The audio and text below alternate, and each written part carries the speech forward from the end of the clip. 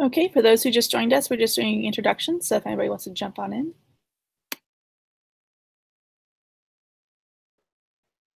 I can start. My name is Minglu Wang. I'm the Research Commons librarian at Simon Fraser University. And our Research Commons serve graduate students, and we have workshops, consultations, but our main users, the users that we serve is graduate students. We also have a space dedicated for graduate students. We have computer labs and seminar rooms, to study rooms as well, just mainly and solely for graduate students. I look forward to learning from everyone else here. Thank you.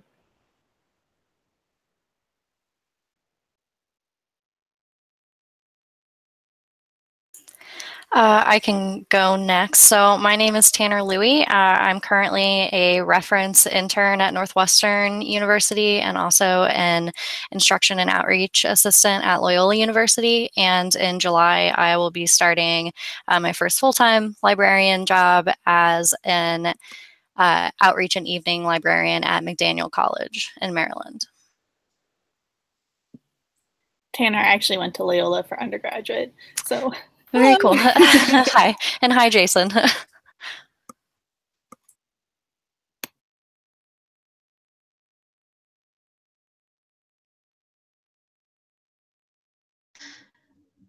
Okay, I guess I'll go next. My name is Catherine, and Catherine Vanderbilt, and I am the Instruction and Graduate Services Librarian at the American University in Cairo. So hello from Egypt. I'm not sure if this good internet connection will hold, so we're crossing our fingers. So yeah, I'm looking forward to the discussion tonight. Welcome, Catherine, from very far away. Sometimes people who have had difficult internet connections in the past have found it easier to interact through the chat option to the right. So just in case you lose audio, just keep that in mind. Great, thanks.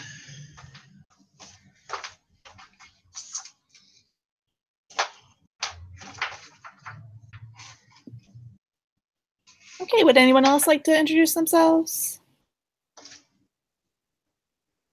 If not, we can go ahead and get started. Just to reiterate what I said earlier, depending on what kind of microphone your computer has, sometimes they can pick up every tiny little sound. So we found it easiest in the past if when you're not speaking, if you can go ahead and just mute your microphone. You can find that option by moving your mouse a little bit, and a menu jumps up at the top of your screen, and you just hit the button for mute microphone. So welcome, everyone. Just so you know, this is a recorded session that will go on our YouTube channel. Can't imagine anything would come up that's particularly controversial, but just so you're aware of that.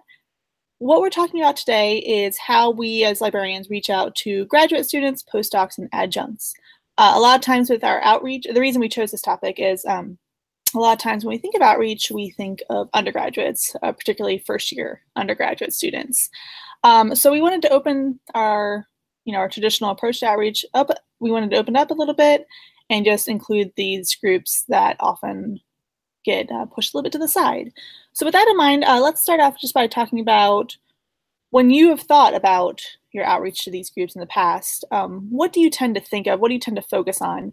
Do you focus on their research, their teaching, possibly social activities for them to feel more included in your campus community? What is your experience with where you focus that kind of outreach?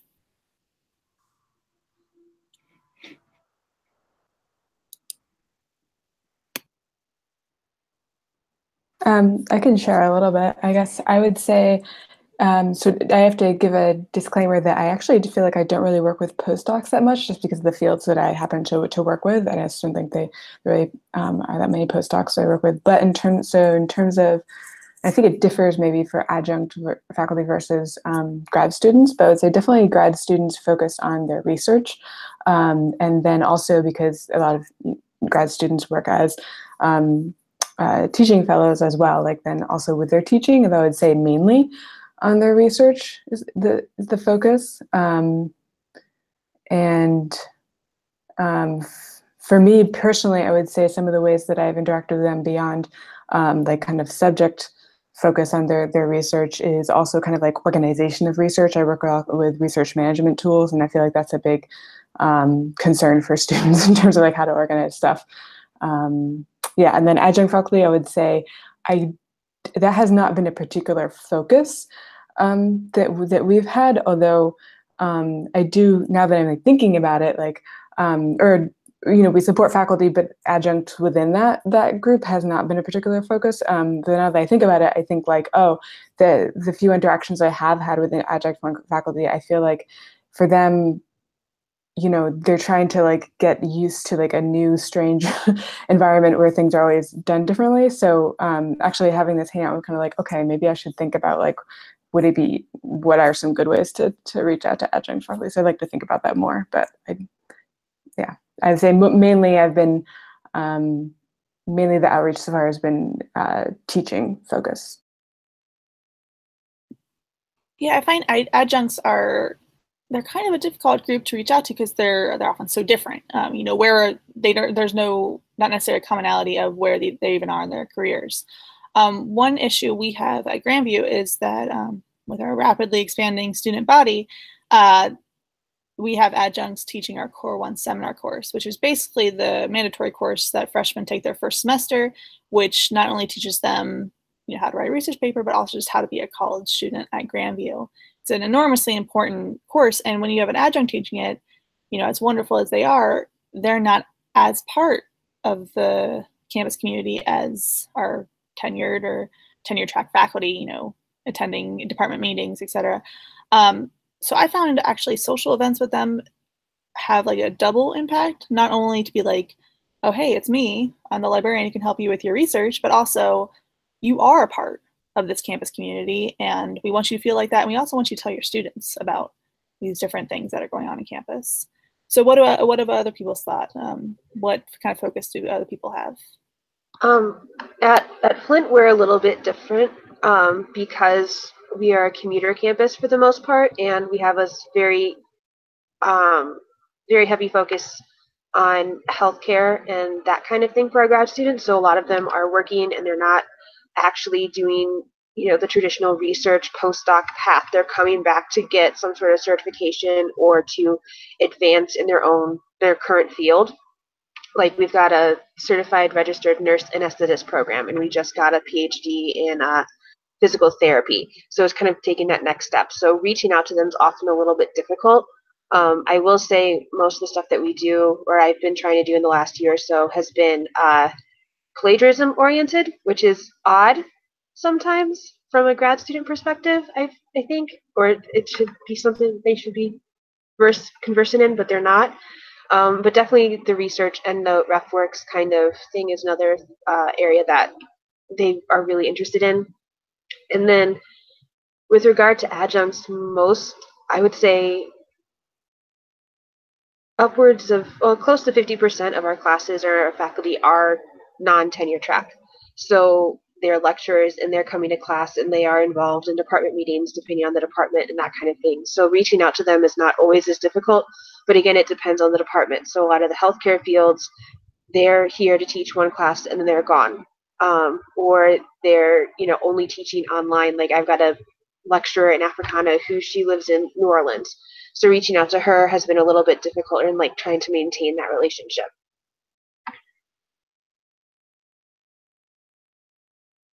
So with working with so many commuter students, do you do any outreach with digital sources? Digital sources meaning like Google Hangouts or like our online databases? Anything, whatever you would like it to mean. Yeah, no, we tried doing, we have a service called Blue Jeans, which is basically like a proprietary version of Google Hangouts. So I've tried doing a couple of those webinar type things with them, specifically about plagiarism because it's a big issue on our campus for some reason. I'm sure most other people are kind of seeing that too. But I've tried it and it worked really well. except I couldn't get a lot of feedback because I said anybody can come, and there's 20 people in the screen, and it's like this. There's just I couldn't focus on anybody, so I'm readapting that and see if it works. And then since we do have such a large online population, really trying to work out with them and figure out if BlueJeans or if our Blackboard online classroom is a good way to kind of create those webinar or more conference style space like this. Excellent, thank you. I can share some experience here from Simon Fraser University. In our university, I actually am new to this university and this position, but I have heard that the original office that support graduate students across campus, across university, across departments, faculties, it's original called graduate studies. But now it's called graduate and postdoctoral studies. So this university department unit has expanded their service and support to both graduate students and postdocs. And since we have been already working with the graduate studies, and since they are starting to support postdocs, I think it's very natural for us to expand our outreach to the postdocs as well, because we work with the graduate studies and postdoc studies to advertise our events, our services. So it has been very convenient for us to find this group of people, to know that, oh, they have their own association and they have their, when they have research days, we were invited to be there to have an information table to introduce our services to them. Yeah, I think the university environment, the background there, the structure, they have an office that support both groups that has helped us to reach to the postdoc group, which is not traditionally supported in many places. But in terms of adjunct faculty members, we, as far as I know, at least for the Research Commons, adjunct faculty haven't been a major group that we are reaching to yet. Yeah, thanks. So when you have research days, can you talk a little bit more about that? What do you do? What does the library do? Right, that's the postdoc research days. They have presentations from the postdocs. But during their breaks, we have our information table set up. So we have our some handouts, some flyers for them to learn more about our services. We are able to talk with them when they stop by our table. But we were this time, because I only attended this year's, then when we were there at the beginning of the research day event, I discussed with the other librarians who were also there. We think that, oh, we probably can talk with them next time, give us a few minutes at the beginning to formally let us present our service to the postdocs. That will be helpful. Yeah, in addition to the information table.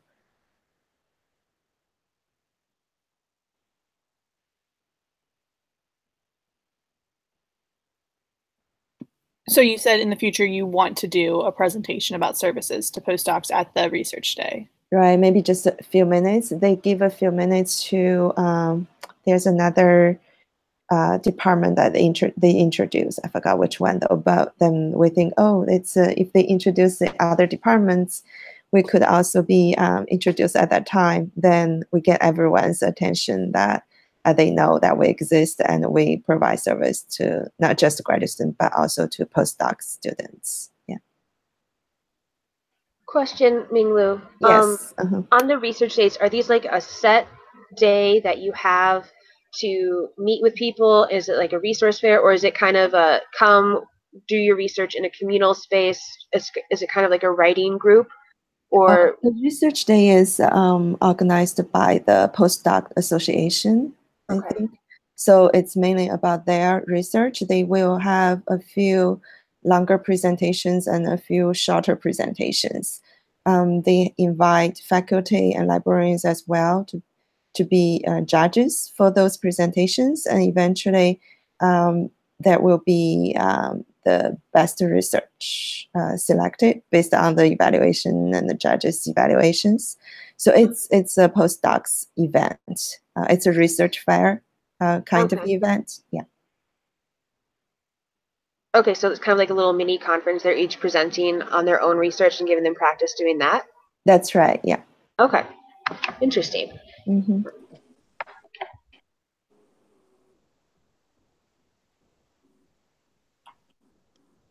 I had a question, actually, Minglu, also for you and for anybody else who has this at their library. You had mentioned that you have a specific area for graduate students, like a study space for graduate students.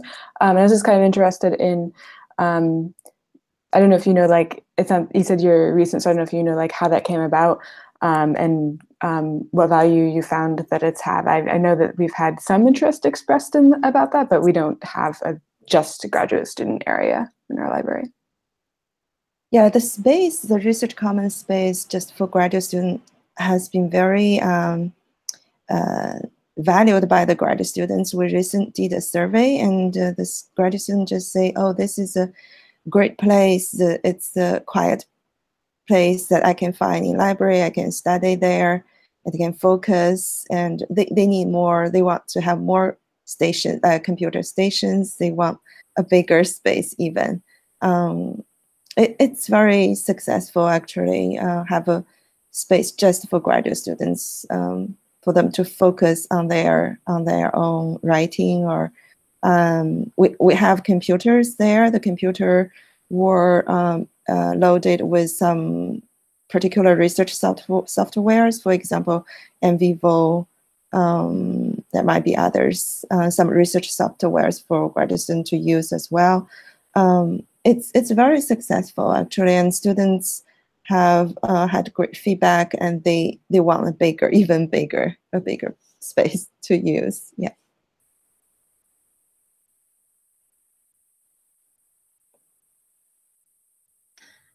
I guess I'll jump in here. We also have a graduate student space. Even it is not highly used, but it is deeply appreciated by the graduate students who have it.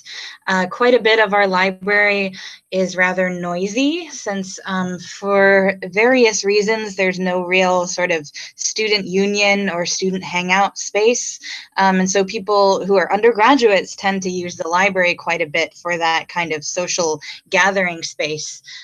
Which makes it extremely noisy for those who actually really want to study. So we have a hidden away room just for graduate students where it is kept very, very silent. And those who do actually come to campus to study really appreciate it, because we get a lot of noise complaints from graduate students about every year about how loud the undergrads are.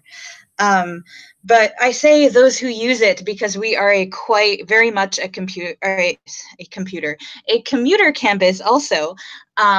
We're pretty far outside the city, and a lot of our graduate students are working full time as well. They have families, they have other commitments. They tend to be a bit older.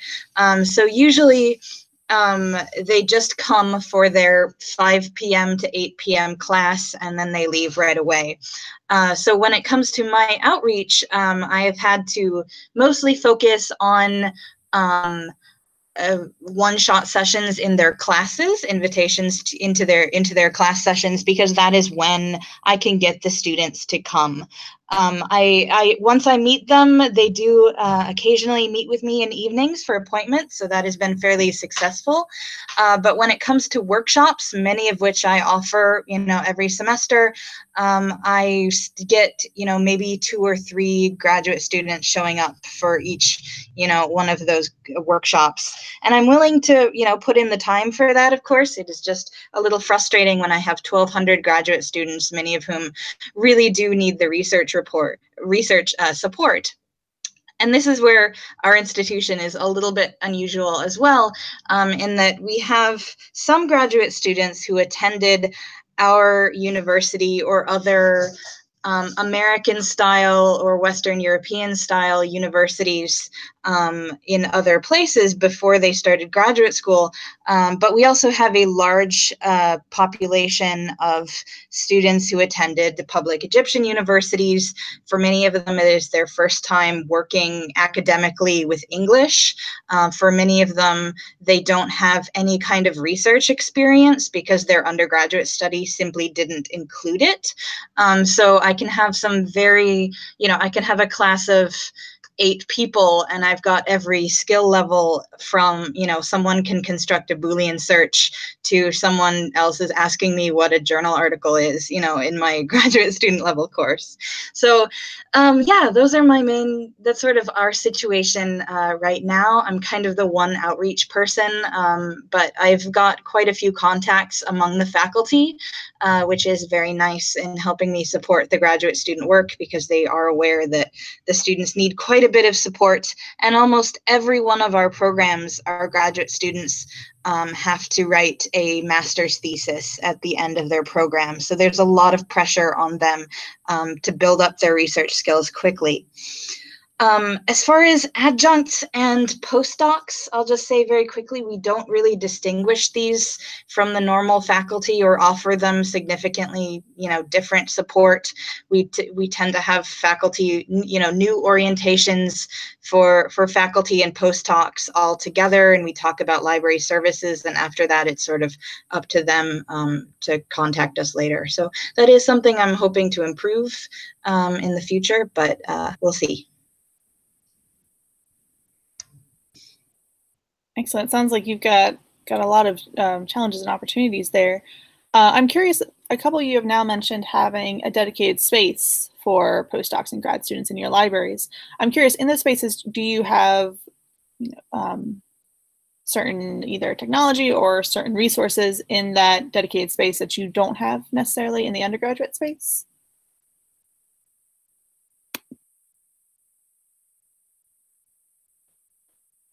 Right. In our research commons space, in addition to the computers, the software that will be most useful for graduate students. So in terms of the equipment, we have a double screen on the desk so that student can use one screen for their own computer. So they can connect their own computer with a bigger computer screen. And that has been very it has been used a lot by the students, and we provide, for example, if they need connector, we can lend those to them as well. And we have Mac computer in addition to Windows computers. We have some just desks without screen, but they can bring their own computer to use just on those desks. We do have the seminar room as well. So the space might relate to our other services as well, because we have, for example, a writing open lab. So at that time, there will be writing facilitators sitting in the seminar room. So if the student they can come and drop in to talk with the facilitators, talk about their writing. So we have facilitators in writing, and sometimes NVivo. I think NVivo also have open lab times, and those will be happening in the seminar rooms. And some, yeah, I would say most graduate students' workshops will also be in the seminar room. So it's closed. They can come and study, and if they see there's a workshop, they can also just go to the seminar room to attend.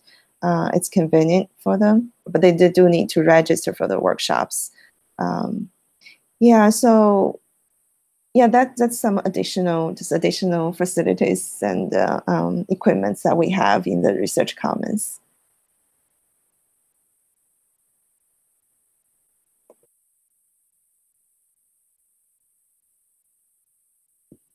Okay, so a few people have mentioned workshops that they've offered to strictly to grad students, or that grad students maybe tend to go to more.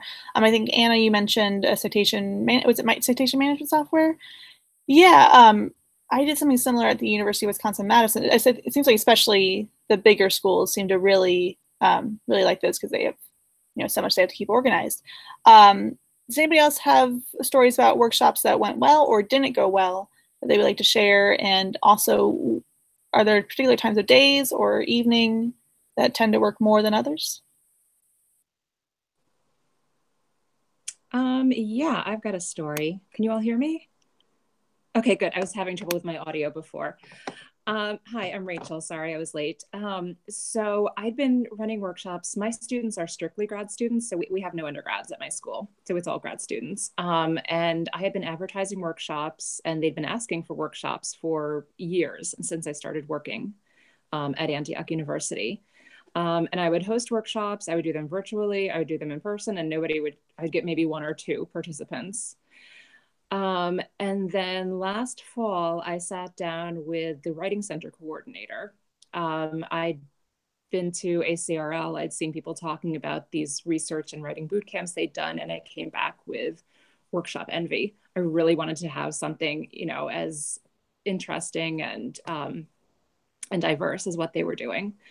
So we kind of scaled it down. We've got about 800 students in our school. So and not a whole lot of resources. We sat down with a cohort of students, and we found out that they'd be willing to come in for a workshop if it were all day, and if it were not on a day that they have classes, which was totally counterintuitive to everything we had thought in the past and everything we'd been told, frankly. But I guess the feeling was that on class days, they just don't want anything extra. They think they do, but then once they get there, they decide, no, if I have an extra half hour, I'm going to use that to, socialize or eat or just, not have to learn something. So we did an all-day series of kind of mini workshops. We did it on a Sunday, and we got 9 people to come, which was a record for us. So totally counterintuitive, but pretty successful for us. And we're going to try it again in the fall. And sorry, what day a week did you say? Sunday.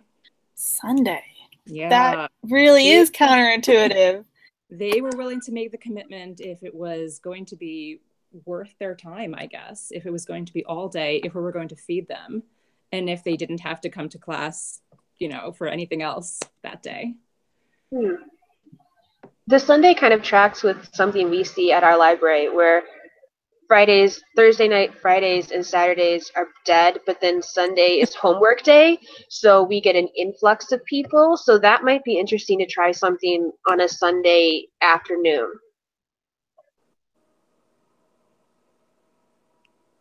Yeah, I mean, we were pleasantly surprised. We also had them RSVP, so they felt like they had committed to this thing. Registration is a good idea. Yeah. I'm very happy for you that one was super successful, and I hope that it continues to be so. We actually tried something similar with our workshops, because I'm also partnered with the Writing Center as well, and I have been doing this for the past 4 years at AUC. And so for my first 2 or 3 years, we would pick evenings during the week, and we're thinking, oh, graduate students are here anyway, and they'll, these are the times when they're free because they're free for classes. But we had very, very poor turnout for those. So we thought, okay, what if we try an all-day Saturday workshop? And for us, Saturday is the equivalent of Sunday, since weekends here are Friday, Saturday. So we tried that. And the first one we thought went reasonably well, in that we had about 22 people. It was significantly more than we'd ever had before. But we've done this for the next, I think, 3 or 4 semesters afterward, and attendance has continually declined. And so then, you know, at the last one I taught for, there were about 5 graduate students who came in. So this is not really a sustainable system for us. It's turning out to be the equivalent of our evening workshops. So we're a little bit stymied on that and a little frustrated. We also had a registration system. People would sign up and then they just wouldn't show on a Saturday. So yeah, not really sure what to do there. Do you have any possible reasons why the attendance fell off? Like, do you get new classes of graduate students coming in regularly, or is it kind of more a few trickle in and then, but you have a kind of a same group going through most of the time?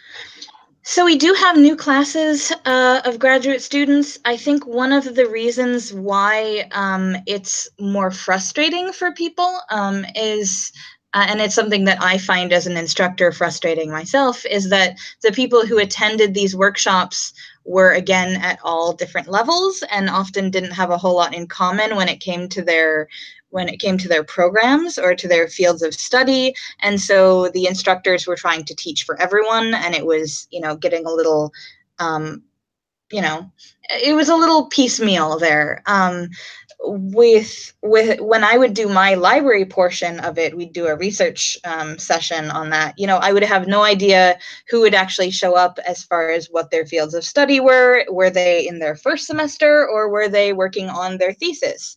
And when I would get there, there would be people who were at every single one of those levels. So, you know, it was basically, I was trying to give a little bit of something for everyone, but I'm not sure if it was enough for them to be, I don't know, recommending for their friends to attend next session, since a lot moves by word of mouth with these. So I found that, you know, it just is it's just more successful to have sessions that are built into class times rather than to workshops, because at least with the class sessions, you have people who are, you know, often at about the same point in their programs and in the same program.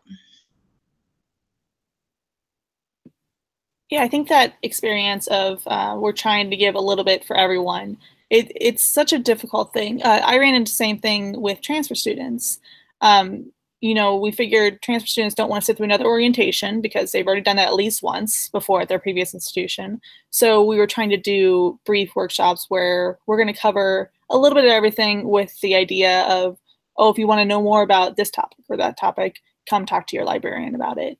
And we kind of had the same reaction. People just were not that engaged. So I'm wondering if maybe assessment.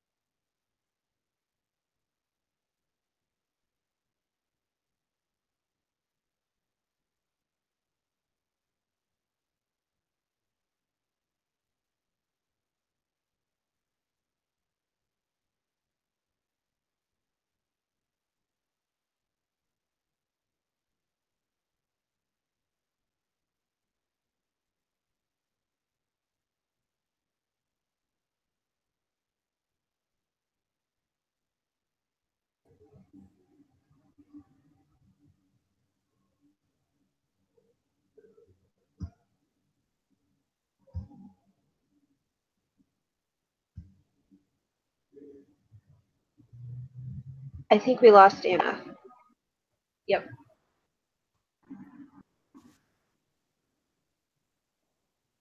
Hello, can people hear me? Yes. Okay, I'm not sure what the last thing you heard was, but hello again. Something about assessment. Yeah, you know, you mentioned assessment, and the internet just revolts on you and decides to kick you out. So I guess assessment is one of the most difficult things to figure out what people actually want before you dedicate time and money into offering programs. So I'm curious, what kind of assessment have you tried to do? What worked well with trying to figure out what people want versus maybe what didn't work so well?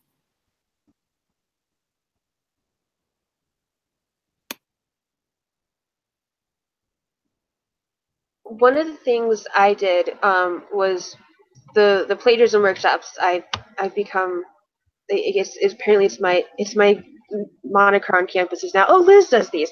Anyway, but when I got the registration going, I specifically put in a what would you like to cover in this class before, like when they were registering, so that I knew going into a session what kind of points to highlight in the talk, or if there's some kind of resource I could point them to. So doing a little pre-assessment is a good idea sometimes. I think there's a lot more engagement that way with the students, especially if it was to a larger group. Liz, how did you get people to respond to the assessment, or like how did you get to send that out to people? We use LibWizard, which is a SpringShare application that like LibGuides and LibAnswers is through. And so I can create a cute little form and say name, email, which session you want to attend, and if you'd like, how you found out about it, and what you would like to cover in this class. And I think I made everything except if there's a certain thing you'd like covered mandatory that they had to fill out to register. So you can probably do this doing Google Forms or something else, but we have the SpringShare product, which is integrated with everything else, so we might as well use it. And I'm curious, can you talk a little bit about like what people what they wanted to find out about? Paraphrasing was a big one. What the heck self-plagiarism is, which is something that grad students would definitely be interested in, because that is something that they kind of shoot towards. And then how to narc on someone without being or how to report on plagiarism without being a narc. That was, I thought, a little funny. Like there's no way to do it, but yeah. Wait, so like how to report people for plagiarism without Yes. like being exposed as that person who reports people? Exactly. Yeah. Like email your professor, slide a note under their door. I don't know. We have some reporting things, but it's more for like bias incidents or something like that on campus. I don't think plagiarism maybe it is against the academic code.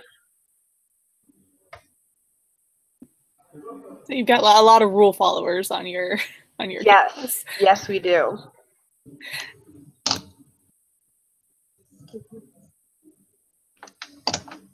We did evaluate. Oh, sorry. Catherine, are you going to say something? Nope, sorry, I unmuted my microphone by accident. Go ahead. Okay, I just want to say that so we ask a student to do an evaluation at the end of our thesis bootcamp. So our thesis bootcamp, it's 3 day events, 3 days for grad students just to focus on writing. We do provide workshops, like 6 workshops during these 3 days, but it's optional. They can just come to write, or they can attend a few workshops during the breaks, their breaks from writing. So we did evaluation every time after the thesis bootcamp at the wrap up and the 3rd day afternoon before they left. It's a paper questionnaire. Ask them their impression about the workshop and about the thesis bootcamp in general, what they have accomplished, and the areas that they think could be improved. So we study the answers among ourselves, the librarians, and the writing facilitators. We sit down together. So from previous experience, one of the mostly needs that we found from the students is that they want more thesis bootcamp, and they want more time to dedicate to writing. So then we created just 1 day reboot event, just 1 day for them to register and come to just write. that's has been very successful. They want more, and they do come when we offer this additional one-day writing boot camp to the graduate students. And the registration, the other two very good attended workshops are R and Python. Those research tools workshops have been well attended. And those workshops, we do have, I think, including the thesis bootcamp, we do have a cancellation date, a deadline for cancellation. If they didn't cancel, we'll charge $20 or $25 from their student account. That could help a little bit, but I think mainly students are interested in they do have the needs to have a focused time to write and to learn the Python and R, those popular research tools, which they might not have other chances to learn. Yeah. So with these workshops, does it cost money to attend or just to cancel? Oh, I'm sorry. If you don't cancel, then you register, but you don't show up, then we charge the $20. It's not for attending. Attending is free. Only that you register, but you don't show up. Interesting. Yeah. So it sounds like you kind of have a built-in audience already of people that really want this. Right, especially the R and Python. Those workshops are very popular. And also thesis boot camps. We only open it up for students who haven't attended thesis boot camps before. But there are many students, they have attended before, they want to attend again. But we have 30 students limit each time. Only if there are people who cancel, then we are able to move people from the waiting list.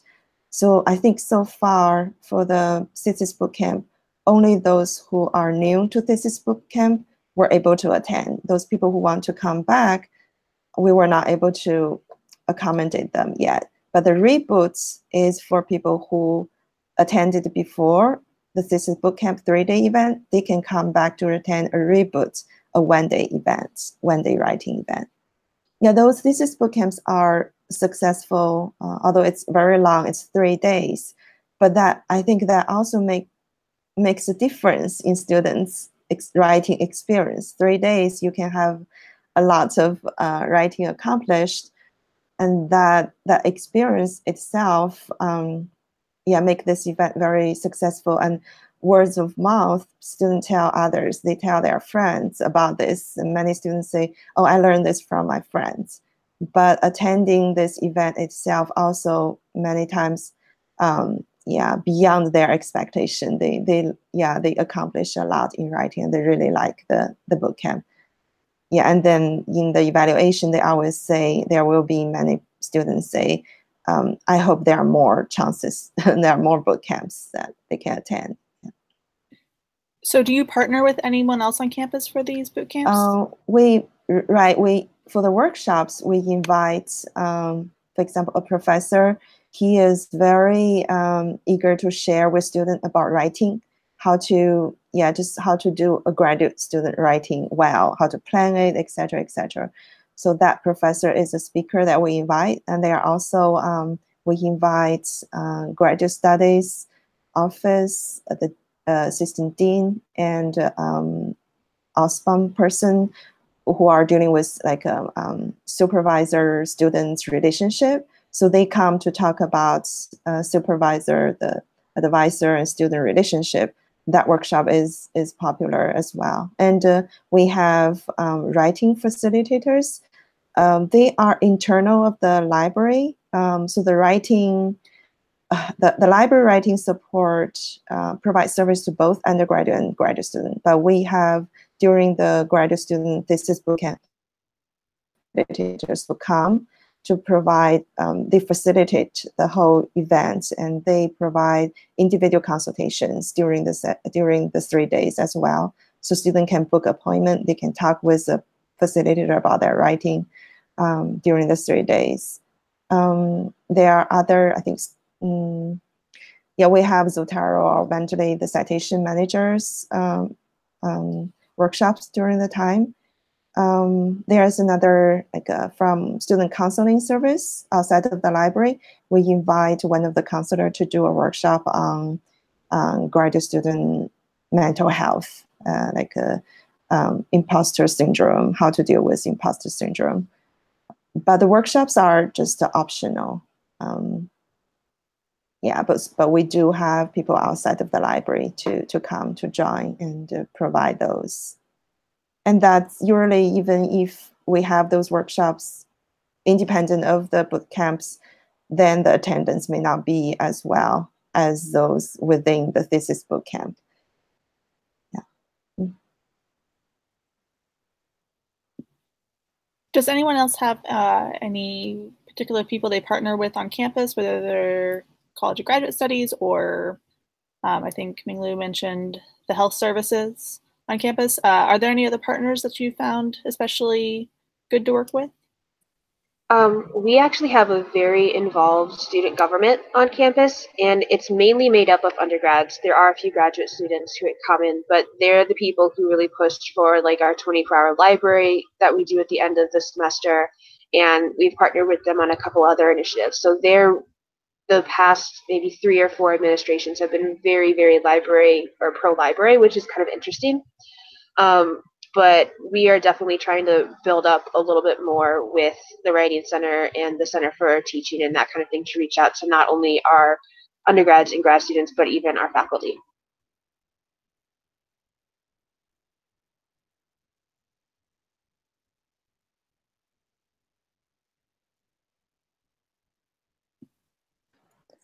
This isn't exactly a partnership, but I will say that a colleague and I offered a workshop for grad. It was aimed at grad students who are going to be doing research over the summer, so for them to be able to be prepared for that.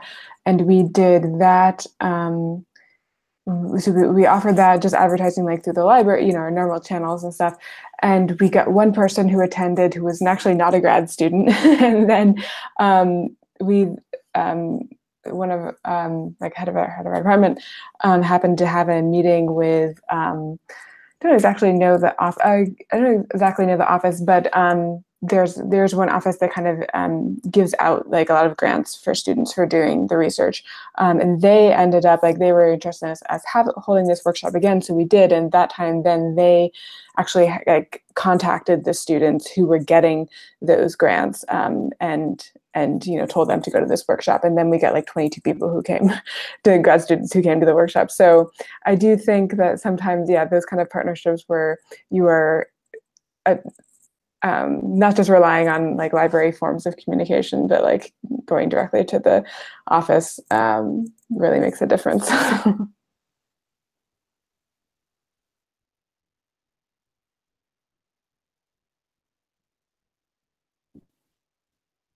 Excellent. So we are running out of time. So there's just one more thing I want to talk about quickly, and then I'll give a little bit of time for people if you have any upcoming outreach programs that you're especially excited about.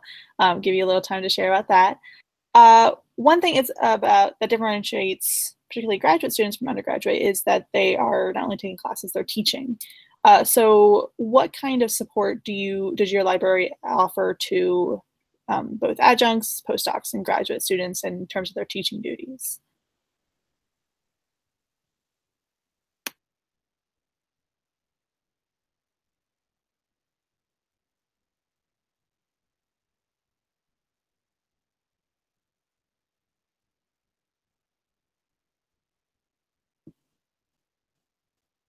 I'll just say that our grad students don't teach. We have lecturers and adjuncts instead of TAs or anything else like that. There's no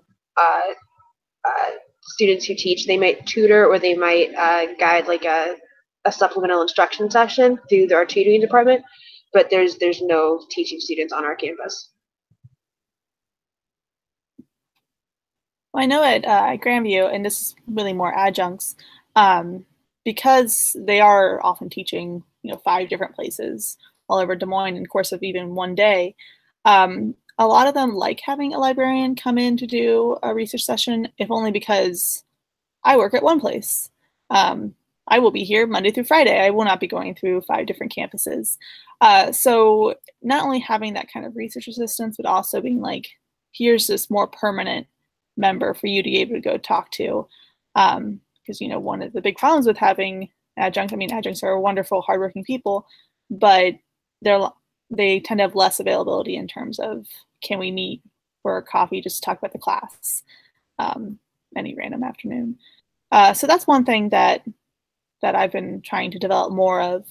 I think a lot of our adjuncts don't necessarily know that library instruction is not just me pulling up the computer and being like, here is a library website.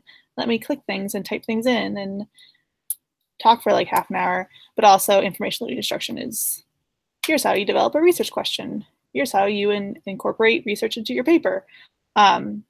So yeah, that's definitely something I'm trying to make a priority. Any other thoughts on either people you've partnered with, different ways you've reached out to these groups?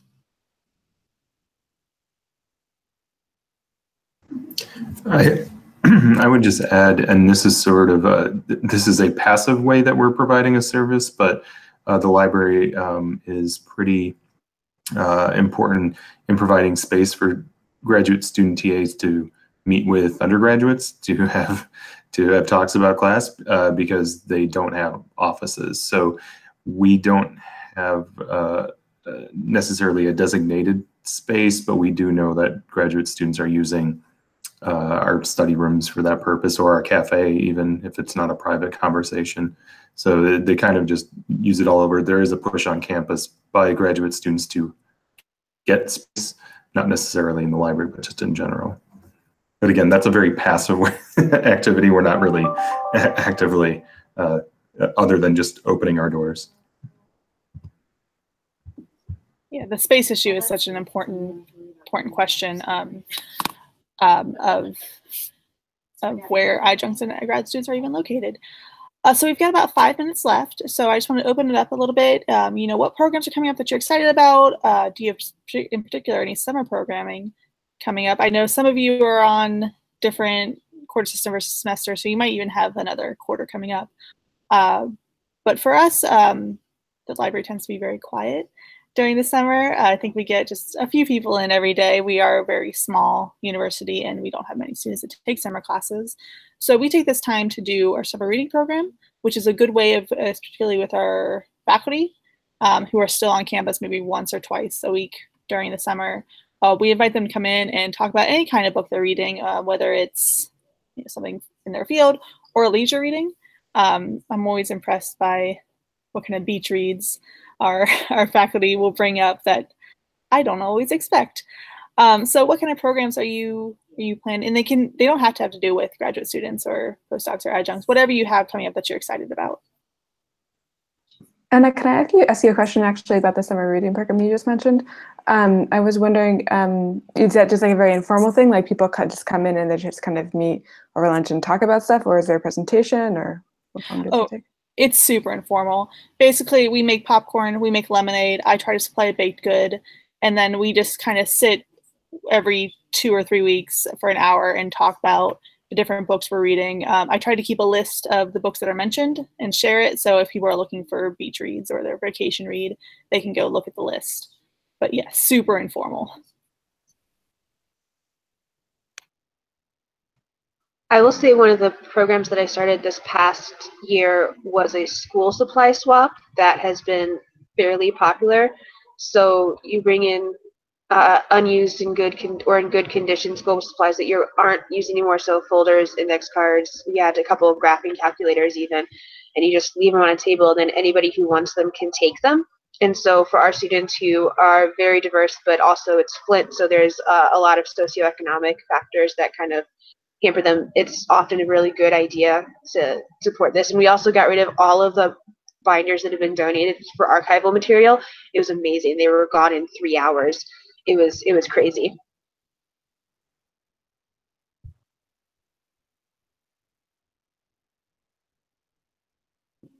It's amazing how much you can accumulate and how much people are really willing to take it off your hands very quickly. I have another question, actually. We don't, or I think maybe some departments here, the particular departments I support don't have this, but I was interested in thinking about starting it as, so I worked as a subject liaison, liaison to several academic subjects, but I was wondering if any of you guys have graduate students or faculty members or whatever who actually act as liaisons to the library, like from their department, and if you found that, if you have that experience and if it's been helpful in any way.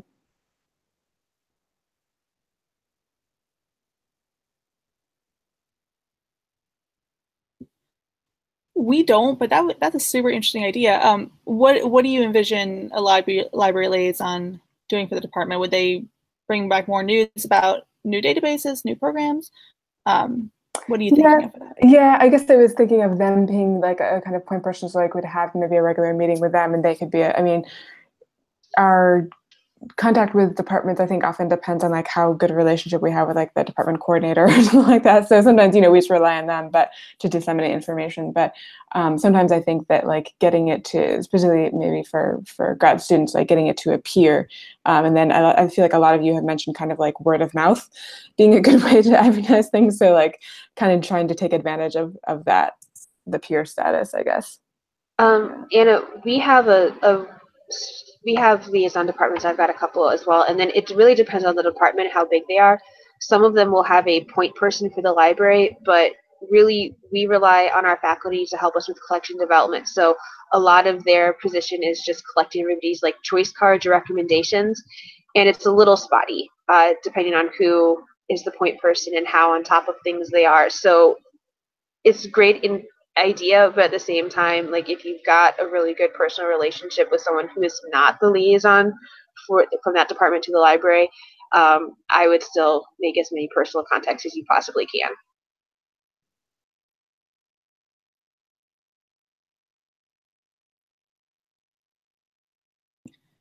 All right, did anybody else want to share anything? I know we're at 1 o'clock, or 1 o'clock my time anyway. All right, well, thank you so much for joining us, everyone. There will be a link going around with a survey if you wouldn't mind filling that out. That helps us know what kind of discussion topics to offer in the future. So really appreciate you taking a second to answer that. If you feel like you would like to continue this conversation, it felt like people had a lot to share. We are offering this again tomorrow and Thursday. And depending on what kind of RSVPs we've had for those sessions, you're definitely welcome to come back and keep talking. Otherwise, thank you so much for joining us. I hope everyone has a wonderful week, and I hope to see some of you at ALA in New Orleans. Have a nice day, everyone. Thank you. Bye.